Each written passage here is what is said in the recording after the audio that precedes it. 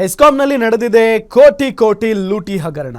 Transformer ಹೆಸರಲ್ಲಿ 90 ಕೋಟಿ ಲೂಟಿ ಮಾಡಿದ್ದಾರೆ. 90 ಕೋಟಿಗಿಂತಲೂ ಹೆಚ್ಚು ಹಗರಣ ನಡೆದಿರುವಂತ ಅನುಮಾನ ಇದೆ. ನೋಡಿ, ಹೆಸ್ಕಾಂನಲ್ಲಿ ನಡೆದಿರುವಂತಹ ಹಗರಣ ಇದು. ಕೋಟಿ ಕೋಟಿ ಹಗರಣ ಲೂಟಿ ಮಾಡಿ ಹಾಕಿದ್ದಾರೆ. ಟ್ರಾನ್ಸ್ಫಾರ್ಮರ್ ಹೆಸರಲ್ಲಿ 90 ಕೋಟಿ ಲೂಟಿ ಮಾಡಿದ್ದಾರೆ. 90 ಕೋಟಿಗಿಂತಲೂ ಹೆಚ್ಚು ಹಗರಣ ನಡೆದಿರುವಂತಹ ಅನುಮಾನ ಇದೆ. 15 ದಿನಗಳ ಹಿಂದೆಯೇ ಲಂಚಕೋರರು ಸಿಕ್ಕಿಬಿದ್ದಿದ್ರು.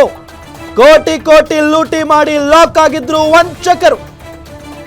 ಲಂಚಬಾಕರ ಕತೆ ಮೊದಲು ಬಿಚ್ಚಿಟ್ಟಿದ್ದೆ ನಿಮ್ಮ ಗ್ಯಾರಂಟಿ ನ್ಯೂಸ್. ನೋಟಿಸ್ ಕೊಟ್ಟಿದ್ರು, ಡೋಂಟ್ ಕೇರ್ ಅಂತಿದ್ದ ಭ್ರಷ್ಟರು ಟ್ರಾನ್ಸ್ಫಾರ್ಮರ್ಗಳ ಹಂಚಿಕೆಯಲ್ಲಿ ಭಾರೀ ಗೋಲ್ಮಾಲ್ ಮಾಡಿದ್ದಾರೆ. ಗೋಲ್ಮಾಲ್ ಬೆಳಕಿಗೆ ಬರ್ತಾ ಇದ್ದಂತೆ ಸಿಐಡಿ ಅಧಿಕಾರಿಗಳು ಶಾಕ್ ಕೊಟ್ಟಿದ್ರು ಇವರಿಗೆ. ಹೆಸ್ಕಾಂನಲ್ಲಿ ಕೋಟಿ ಕೋಟಿ ಲೂಟಿ ಹಗರಣ ನಡೆದಿದೆ. ಟ್ರಾನ್ಸ್ಫಾರ್ಮರ್ ಹೆಸರಲ್ಲಿ 90 ಕೋಟಿ ಅಲ್ಲ, 90 ಕೋಟಿಗಿಂತಲೂ ಹೆಚ್ಚು ಹಗರಣ ನಡೆದಿರುವಂತಹ ಅನುಮಾನ ಇದೆ. 15 ದಿನಗಳ ಹಿಂದೆನೆ ಈ ಲಂಚಕೋರರು ಸಿಕ್ಕಿಬಿದ್ದಿದ್ರು. ಕೋಟಿ ಕೋಟಿ ಲೂಟಿ ಮಾಡಿ ಲಾಕ್ ಆಗಿದ್ರು ಈ ವಂಚಕರು. ಲಂಚಬಾಕರ ಕಥೆಯನ್ನ ಮೊದಲು ನಿಮ್ಮ ಗ್ಯಾರಂಟಿ ನ್ಯೂಸ್ ನಿಮ್ಮ ಮುಂದೆ ಬಿಚ್ಚಿಟ್ಟಿತ್ತು. ನೋಟಿಸ್ ಕೊಟ್ಟಿದ್ರು ಕೂಡ ಡೋಂಟ್ ಕೇರ್ ಅಂತ ಇದ್ರು ಈ ಭ್ರಷ್ಟರು. ಟ್ರಾನ್ಸ್ಫಾರ್ಮರ್ಗಳ ಹಂಚಿಕೆಯಲ್ಲಿ ಭಾರಿ ಗೋಲ್ಮಾಲ್ ಆಗಿದೆ. ಗೋಲ್ಮಾಲ್ ಬೆಳಕಿಗೆ ಬರ್ತಾ ಇದ್ದಂತೆ ಸಿಐಡಿ ಶಾಕ್ ಕೊಟ್ಟಿತ್ತು. ಹೆಸ್ಕಾಂನಿಂದ ಮತ್ತಷ್ಟು ದಾಖಲೆ ಕೇಳಿರುವ ಸಿಐಡಿ ಅಧಿಕಾರಿಗಳು. ಹಗರಣ ಸಾಬೀತಾದ ಹಿನ್ನೆಲೆ ಮತ್ತಷ್ಟು ದಾಖಲೆಯನ್ನ ಕೋರಿದ್ದಾರೆ ಸಿಐಡಿ ಅಧಿಕಾರಿಗಳು. ಹಣ ನುಂಗಿರೋ ಖಾಸಗಿ ಕಂಪನಿ ಹೆಸ್ಕಾಂ ಅಧಿಕಾರಿಗಳ ಬೆನ್ನು ಬಿದ್ದಿದ್ದಾರೆ.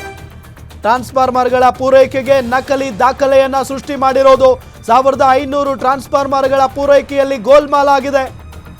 9 ಖಾಸಗಿ ಕಂಪನಿಗಳಿಂದ ಪೂರೈಕೆಯಾದ ಟ್ರಾನ್ಸ್ಫಾರ್ಮರ್ ಹಗರಣ ಸಂಬಂಧ ಹಳೆ ಹುಬ್ಬಳ್ಳಿ ಠಾಣೆಯಲ್ಲಿ ಕೇಸ್ ದಾಖಲಾಗಿತ್ತು. ಬಳಿಕ ಪ್ರಕರಣ ಸಿಐಡಿಗೆ ವರ್ಗಾವಣೆ ಮಾಡಿತ್ತು ರಾಜ್ಯ ಸರ್ಕಾರ. ಭ್ರಷ್ಟಾಚಾರ ನಿಗ್ರಹ ತಡೆಯಡಿ ತನಿಖೆ ಮುಂದುವರೆದಿದೆ ಅನ್ನೋದು ಗೊತ್ತಾಗ್ತಾ ಇರುವಂತಹ ಸಂಗತಿ. 2024ರಲ್ಲಿ ಲೆಕ್ಕ ಪರಿಶೋಧನೆ ವೇಳೆ ಬೆಳಕಿಗೆ ಬಂದಿದ್ದಂತಹ ಹಗರಣ ಇದೆ. ಹೆಸ್ಕಾಂನಿಂದ ಮತ್ತಷ್ಟು ದಾಖಲೆ ಕೇಳಿರುವ ಸಿಐಡಿ ಅಧಿಕಾರಿಗಳು ಒಮ್ಮೆ ಬೆನ್ನು ಬಿದ್ದರೆ ಒಂದು ತಾರ್ಕಿಕ ಅಂತ್ಯವನ್ನ ಕಾಣಿಸಲೇ ಬಿಡಲ್ಲ ಅನ್ನೋ ಮಾತಿದೆ.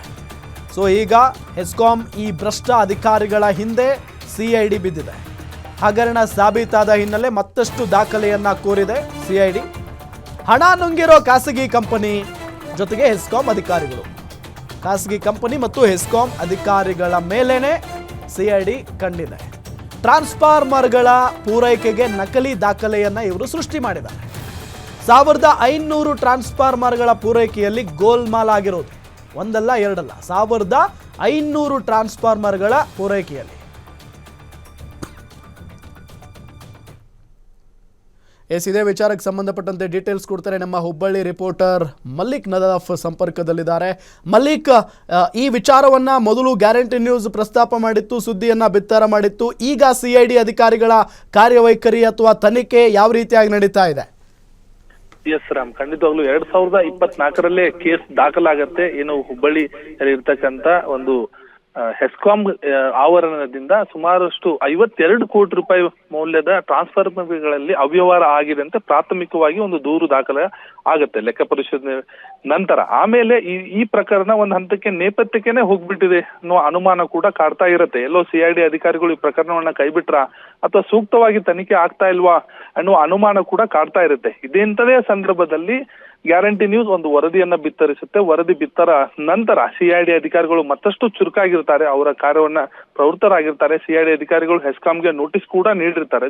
ಜೊತೆಗೆ ಕಳೆದ ಕೆಲ ದಿನಗಳ ಹಿಂದೆ ಅಷ್ಟೇ 9 ಕಂಪನಿಗಳ ಮೇಲೆ ಈ ಟ್ರಾನ್ಸ್ಫಾರ್ಮರ್ ಏನ್ ಸಪ್ಲೈ ಮಾಡಿತ್ತು 2013ರಿಂದ 2023ರ ಒಳಗೆ ಏನ್ ಟ್ರಾನ್ಸ್ಫಾರ್ಮರ್ ಗಳನ್ನ ಸಪ್ಲೈ ಮಾಡಿದ್ರು, ಆ 9 ಕಂಪನಿಗಳ ಮೇಲೆ ಸಿಐಡಿ ಅಧಿಕಾರಿಗಳು ದಾಳಿಯನ್ನ ನಡೆಸಿ ಪೂರಕ ದಾಖಲೆಗಳನ್ನ ವಶಪಡಿಸಿಕೊಂಡಿದ್ದಾರೆ. ಮತ್ತೆ ಯಾವ ಕಂಪನಿಯ ಮಾಲೀಕರು ಹೆಸ್ಕಾಂನ ಅಧಿಕಾರಿಗಳಿಗೆ ಕಿಕ್ ಬ್ಯಾಕ್ ಕೊಟ್ಟಿದ್ದಾರೆ ಎನ್ನುವ ಆರೋಪ ಕೇಳಿ ಬಂದಿತ್ತು, ಅವರನ್ನು ಕೂಡ ಈಗ ಪರಿಶೀಲನೆ ನಡೆಸಬೇಕು ಅಂತೇಳಿ ಅದ್ರ ಬಗ್ಗೆ ಕೂಡ ತನಿಖೆ ಮುಂದುವರೆದಿದೆ. ಮತ್ತೊಂದು ಕಡೆ ಆ ಪ್ರಕರಣದಲ್ಲಿ ಆಗ ಏನು ಕೆಲವೊಂದಿಷ್ಟು ಅಧಿಕಾರಿಗಳು ಬೇರೆ ಬೇರೆ ವಿಭಾಗದಲ್ಲಿ ಕೆಲಸ ಮಾಡ್ತಿದ್ರು ಮತ್ತು ಅವರು ಅದರಿಂದ ಕಿಕ್ ಬ್ಯಾಕ್ ಪಡೆದಿದ್ರು.